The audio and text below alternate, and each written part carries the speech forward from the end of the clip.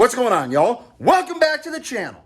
So in this episode, we're going to continue forward with explaining how the Hyena and I got involved with our latest adventure. We're on the Kilo Raceboat for Team Cortez Cove Fountain Racing. Oh, brother, it's freaking super bitchin'.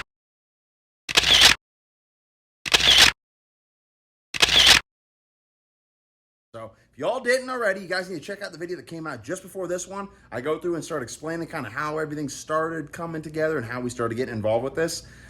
Yeah, it's pretty freaking sick. Man upstairs is, man, definitely taking care of us. Combined with Uncle Simon, let's be real, Uncle Simon is making a lot of this stuff happen for us too. But God, it is so over the top freaking badass. I can't wait to bring y'all up to snuff with it. It's freaking sick. So where we left off with the last video, we were down in Key West and I got invited down to kind of help out with the team a little bit. The Hyena was actually already driving the boat, and in the boat with them was our buddy Rob. He's a good friend of Uncle Simon's, was throttling the boat for him. I had actually just got invited down to kind of help out the team and do whatever I could to make everything a little bit easier for everybody.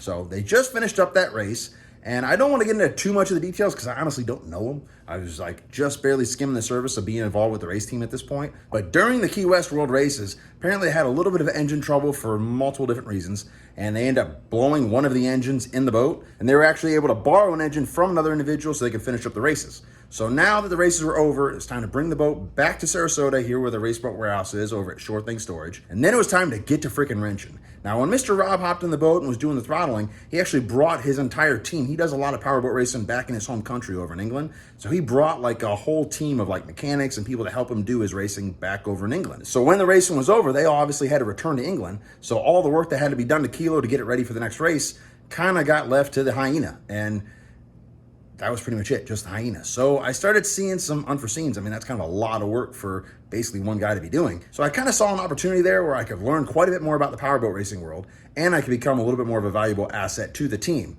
So I kind of also had to do some deciding though, because I do have a ton going on myself between the mega truck stuff, my regular life with my regular day-to-day job. There's not a lot of leniency given there with my job. So I got to be able to put first things first. And then also doing the YouTube video and my social media stuff. I mean, there's a lot of irons in the fire for Mr. Killin. So kind of started deciding, okay, how much do I want to be involved with this and how much can I be involved with this? So as I was kind of deciding that, I had some free time. My truck was up and running, thank freaking God. The timing was pretty good. Everything seemed to be good with the Killin Mega Truck. Everything seemed to be good with the Killin Camaro, or Roxy. She seemed to be dialed in. So I had a little bit of free time, so I might as well go ahead and help out the team when I could. So that's where we're going to pick up this video. We brought Kilo back from Key West, got it in the Raceboat warehouse, and it's time to start tearing into her. We got to get that loaner engine back out of the boat, get it returned to its rightful owner. We had to pull the other engine out of the boat because they need to be freshened up, and get those engines over to Express Engines so that they could go through and figure out what the hell went wrong, get everything dialed in, get everything tightened back up, ready to rock and motherfucking rolling for the next race. So that's where we're going now. But before we do that, make sure you guys hit that subscribe button down there at the bottom of the screen. That way you get notified when I upload any other videos, like more super bitch and raceboat videos like I'm going to be putting on the channel now.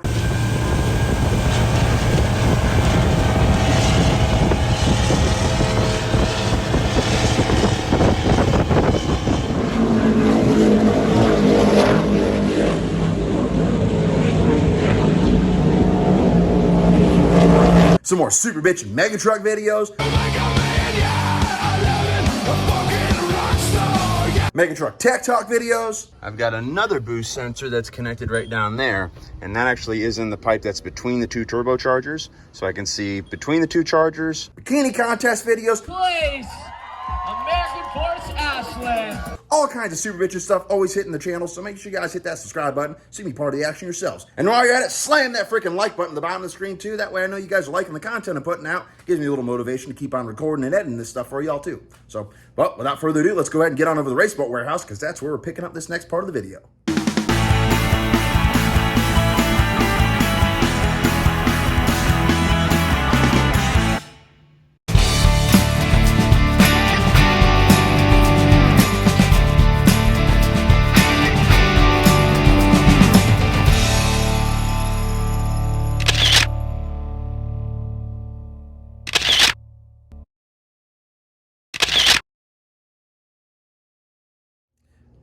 So y'all, this was actually going to be my first time wrenching on Kilo, so I had no idea where things need to be routed, what needed to be hooked up to what. I mean, luckily, due to some unforeseen circumstances with Killin it, I was pretty mechanically inclined when it comes to engines, pretty familiar with engines and all, but as far as powerboat engines, Never done that before, bro. So we went through, and just so we had somewhat of an idea, we knew how the engines had to come out and everything had to be disconnected of it. Kind of somewhat self-explanatory, but just to be sure we could put everything back, because taking everything apart, that's the easy part. Disconnecting everything, pulling the engines out, that's actually not too hard. Putting everything back in properly and having it function properly when you're done, a little different, at least back then. Nowadays, the Hyena and I have done this a couple times now, so we could do this in less than an hour. I bet we could pull both engines out of the boat. But for our first go around, it's a little bit intimidating. These are high horsepower, very expensive engines. One little goof up and we could cause Uncle Simon quite a bill to be expected. So we want to make sure we didn't screw nothing up. So in an effort to kind of avoid that from happening, went ahead and took a real slow video and kind of filmed both engines all the way around and took a buttload of pictures of them too. So that way we had stuff to kind of reference back, because we didn't know how long the engines were going to be out of the boat. Because once the engines were brought over to the engine builder, they need to be completely tore down, freshened up, put back together, and then they would be brought back to us, in which case we need to be able to install them back into the boat. So my idea here was we'd have something to go to reference in case we couldn't remember how something routed or what hooked up in a certain area. We'd be able to go back to the videos and the pictures, and hopefully I'd captured it and we could see how everything went. So I don't really want to show all that because it's kind of boring, but I'll show you one little example of it so you have somewhat of an idea what I'm talking about.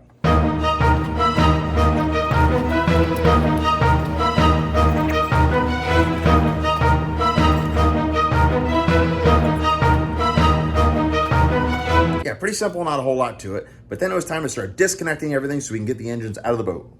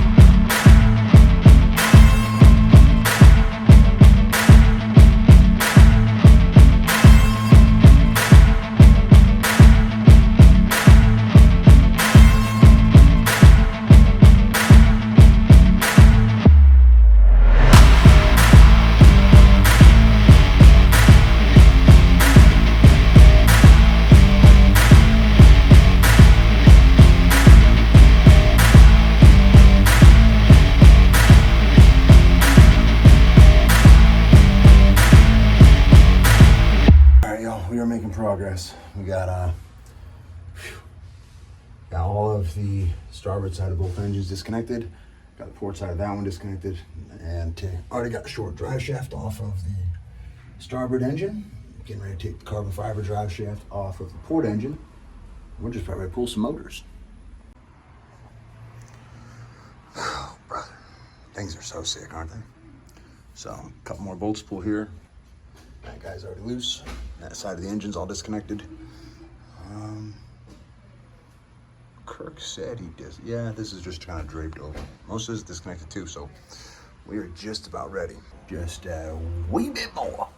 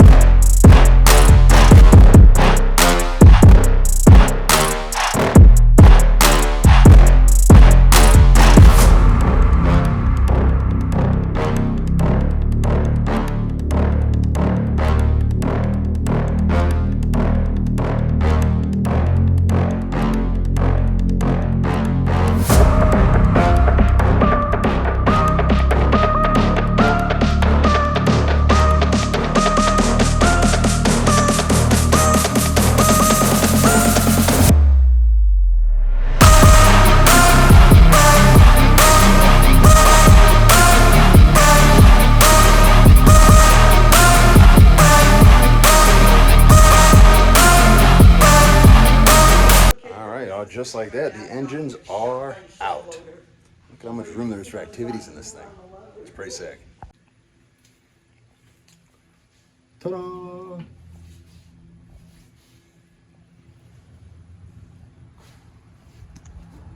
Look at this sweet little angels. That's as good as our Go Power right there. Pretty cool, yo. Now we've got serious cleaning to do when we come back here in a couple days and start getting ready for the re-rig. Just about ready to prep for party time. It's definitely not party time, not for a good little minute. Racing with hopes and dreams.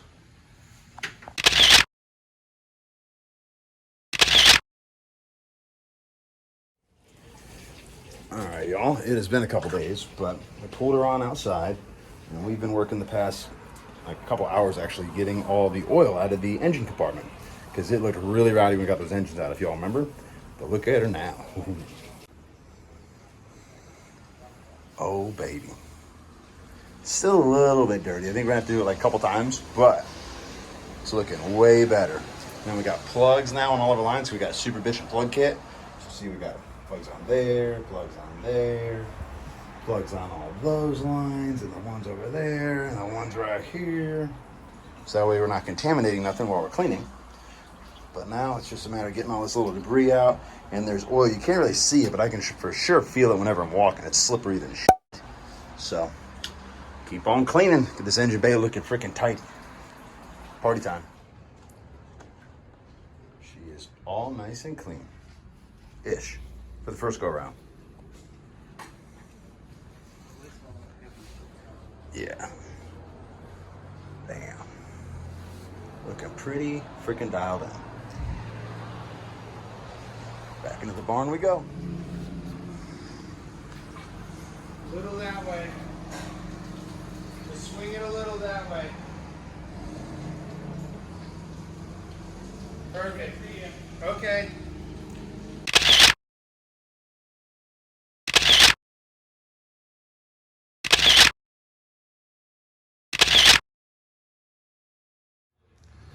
All right, y'all. Well, our girl Kilo's back in her home, all nice, cleaned up.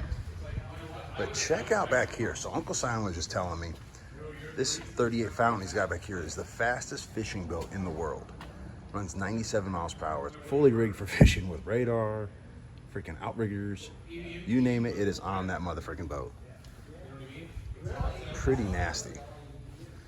Let's walk on back here.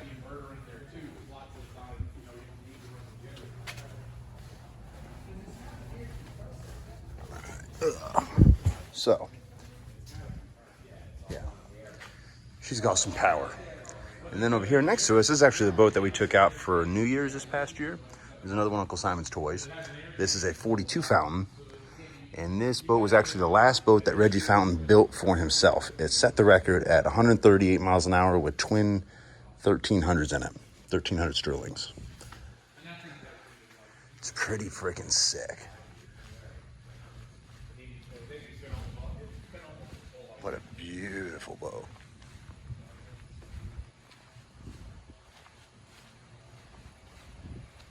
Well, y'all, now that the engines are out of the boat, it was basically a waiting game. Uncle Simon took care of having the engines taken back over to the engine builder, so that, as I said earlier, they could be tore down, revamped, reassembled, and brought back over to us. And as I also said earlier, we didn't exactly know how long that was going to take. So that gave me plenty of opportunity to continue a lot of my usual activities, doing the mega truck stuff, messing around with the Camaro, and all the other fun things we like to do.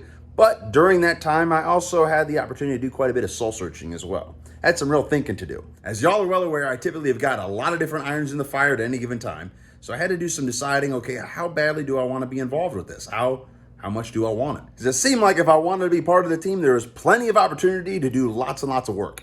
So do I want to do that? And if I do that lots and lots of work, maybe there's potential where I could perhaps maybe get in a boat one day. If an opportunity presented itself, maybe I could hop in there and be what I wanted to be.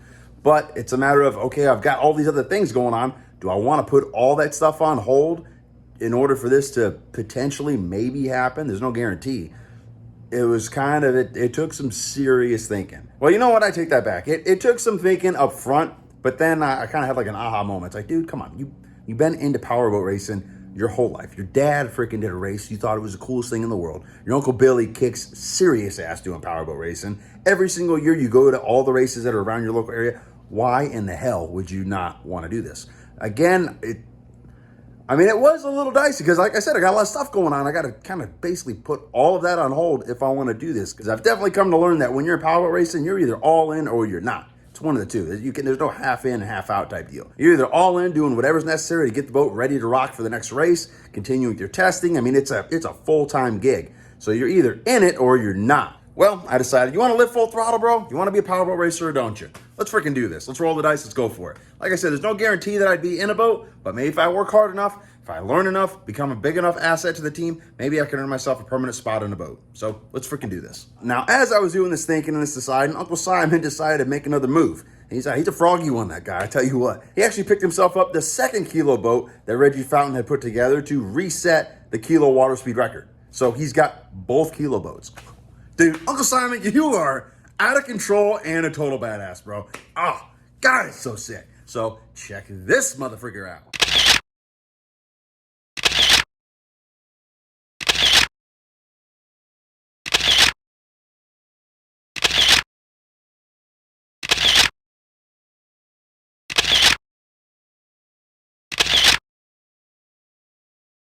Thing is freaking nasty, right? Oh, dude. Oh, brother. God, it's so sick. So that boat is now named Click. So now we've got Kilo and Click. So Click, we're going to go ahead and throw, as far as my videos are concerned, on the back burner because it doesn't have nothing to do with me at the moment. And Uncle Simon's got a lot of real big plans for it. And they're actually already like quite a bit ways in the works. But anyways, that has nothing to do with me at the moment. So we're going to leave that off to the side.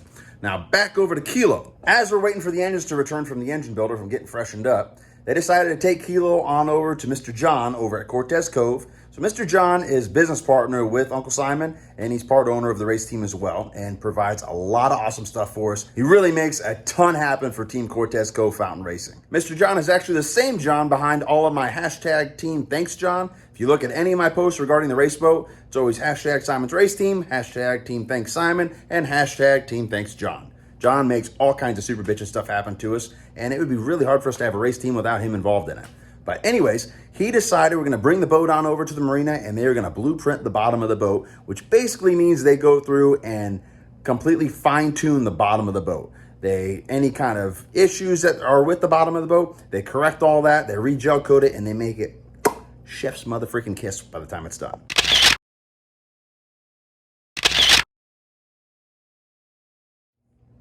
So a little time after that, Uncle Simon got notified that our engines were ready to be picked up from the engine builder. So the Hyena shot across the state, picked those engines up while I was actually at a mega truck event, brought those engines back over to Uncle Simon's Raceboat Empire. And then shortly after that, we got the call from Cortez Cove that old Kilo was ready to come home from her little revamp. So it's freaking go time, y'all.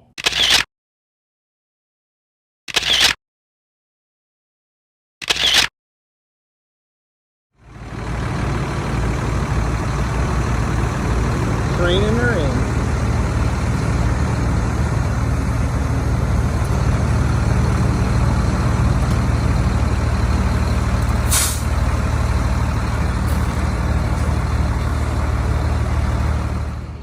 Oh, baby. Our girl is finally back.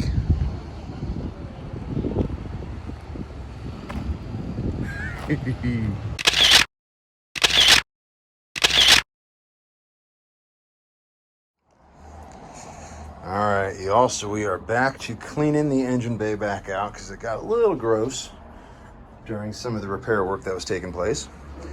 But we're gonna go ahead and finish getting her all cleaned up, and then we've got some go-go right back yonder that is about to go right in this little spot, hopefully by tomorrow. So scrub it up, dub, and then it's time to wake old girl up. Oh yeah.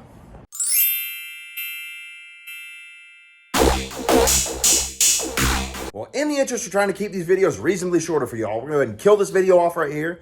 But the very next video, we're going to go ahead and start revamping Kilo and getting her ready for her next debut, her next super bitchin' offshore boat race. So I hope y'all will stick with me through this stuff, because right now we're kind of in like the work side of things. This part ain't all that fun. We're getting ready to do the really fun stuff though, where we're getting into like boat racing and all that sort of super badassness. Right now, I'm still in the part where I'm like trying to desperately just work my balls off and hopefully earn a spot, maybe one day in the boat, and perhaps, I don't know, maybe one day be considered the throttleman for Team Cortez Go Fountain Racing. So right now we're like leading up to where we get doing some really bitchin' stuff. So hope you all enjoy the video. Hope you all learn a little something. And as always, thanks for watching, y'all. If y'all enjoyed the video and want to check out future videos, subscribe to our channel. Hit that button right there. While you're at it, hit the like button at the bottom of your screen. You can also check out our website, killin'itlifestyle.com. There you can follow the Killin' It crew and order your own apparel so everyone will know you're killing it!